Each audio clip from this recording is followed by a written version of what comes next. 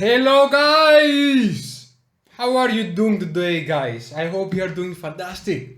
Not because there is an amazing day outside, but because you feel amazing inside of you today. Today is the day we're going to talk again about meta model. Are you ready for the meta model? As we said in the last videos, meta models are three, and where we use them. Let me drink this healthy drink.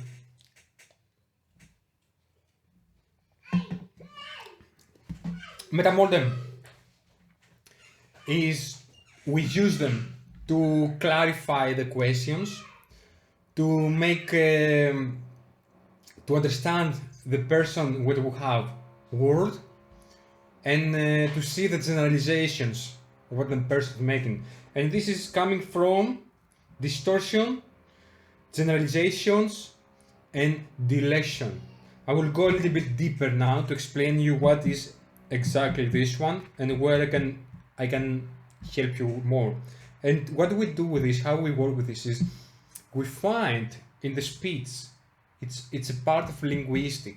When we find in the speech from the person the words and how the person is storing the information in their mind, then we can ask questions to clarify it, to find what is already deleted, and just to find more information. And then we can chunk in, chunk out, we can make it different kind of things. So the first one thing we have to do is to build rapport, and the next is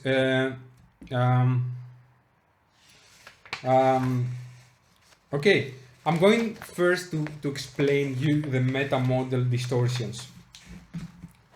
The meta model distortions is about for mind reading. Is what we said before a few days, but now this is going to be a little bit different kind of mind reading, because this is to understand that knowing someone's internal state.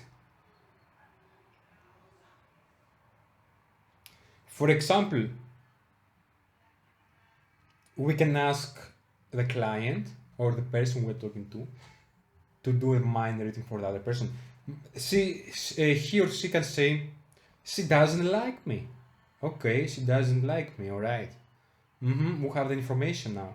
So the question what asks you a cause, what you're gonna ask now, it's how do you know she doesn't like you? Yeah, because blah blah blah blah blah. We make specific questions, and after the question what is gonna make is gonna find more deeper. So what we want from this is to recover source of information, to recover. The second is lost performative value judgments. Person doing the judging is left out. It's bad to be dishonest. It's bad. It's bad to be dishonest.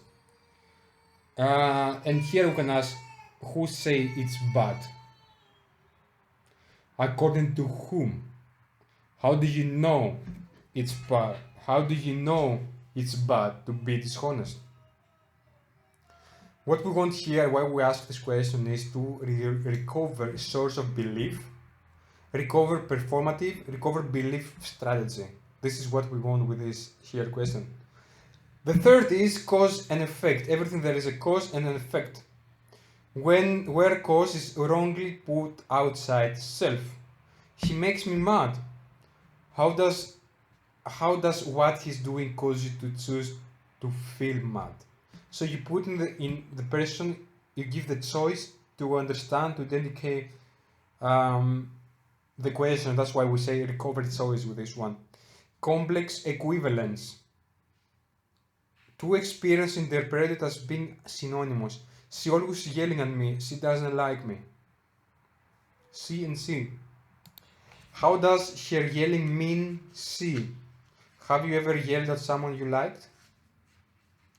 And here is to find our counter examples and recover the experience.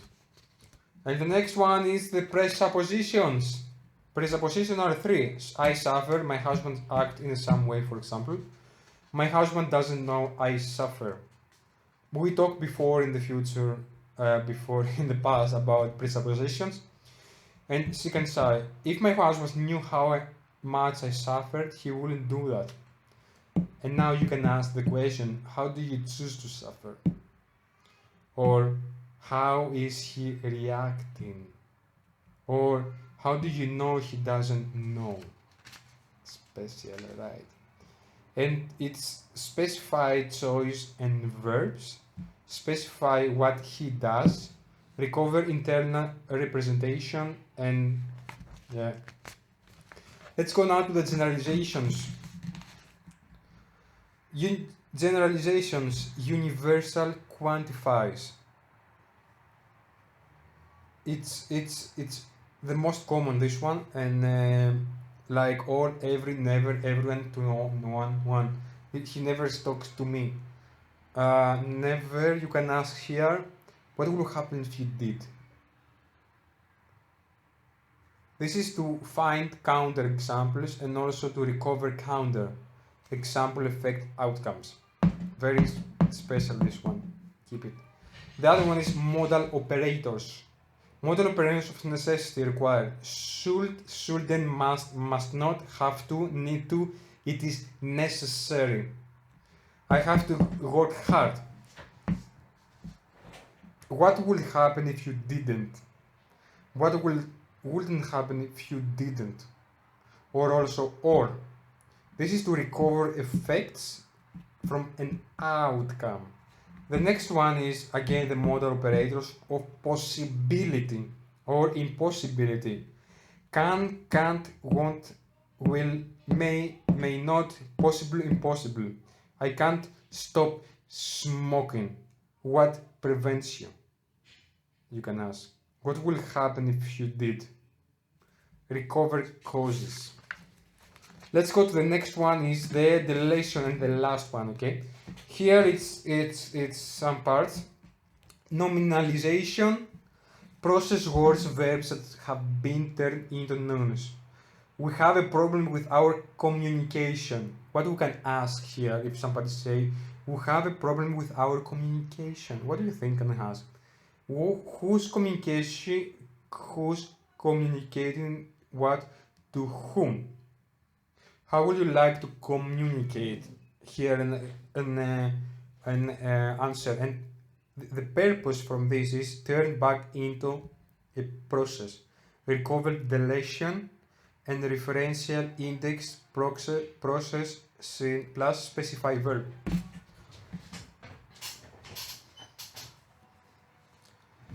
Unspecified verbs. He reject me. Do we know? Do we know who is this person? This is why they call deletion. How specifically did he reject you?